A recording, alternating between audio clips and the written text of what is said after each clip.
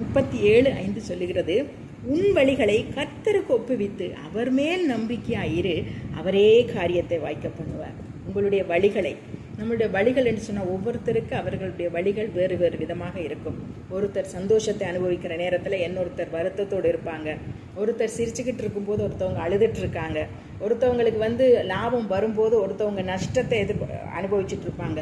இந்த மாதிரி அநேக போராட்டங்கள், அநேக நெருக்கங்கள், அநேக நிந்தனைகள், அவமானங்கள் என்று அநேக போராட்டங்கள் குடும்பங்களில் இருக்கிறது. நம்மளுடைய வாழ்க்கை பயணம் அப்படியாகத்தான் போய்கொண்டிருக்கிறது.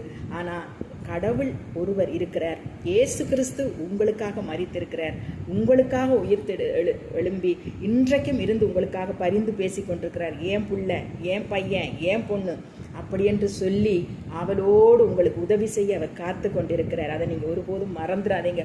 மனிதர்கள்ட்ட எவ்வளவும் புலம்பலாம், வேதனைகளை சொல்லலாம், அழலாம், உதவிகளை கேட்கலாம். ஆனால் எல்லாம் சில நேரத்தில் ஒரு தடவை செய்வாங்க, இல்லை ஒரு நேரம் இல்லைன்னு சொல்லுவாங்க, ஒரு நேரம் செய்வாங்க. ஆனால் கடவுள் அப்படி இல்லை, இயேசு அப்படி இல்லை. அவர் அன்புள்ளவர்.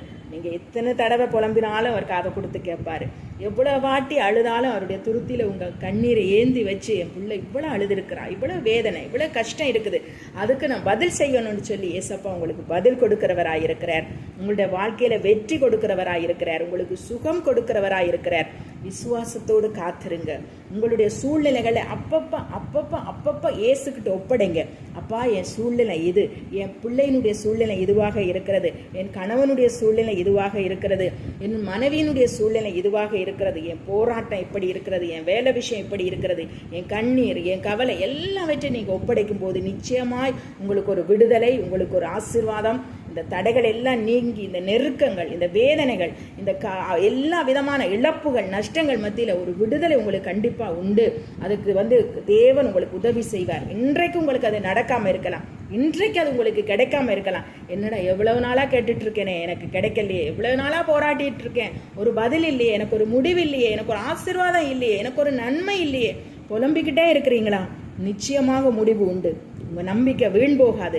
ஏசப்பா மேலே நீங்கள் நம்பிக்கை வச்சீங்கன்னா ஒருபோதும் அவர் உங்களை கைவிட மாட்டார். நீங்கள் வெட்கப்பட்டு போக அவர் உங்களை விட மாட்டார். உங்களை தூக்கி எடுப்பார். உங்கள் கையை அவர்கிட்ட கொடுத்துருங்க. ஏசப்பா ரத்தத்துக்குள்ளே உங்களை ஒப்படைச்சிருங்க. அவர் நிழலுக்குள்ளே வாங்க, அவர் செட்டைக்குள்ளே வாங்க. அவர் கட்டி அணைத்து உங்களுடைய சூழ்நிலைகளிலிருந்து உங்களை வெளியே கொண்டு வந்து விடுவார்.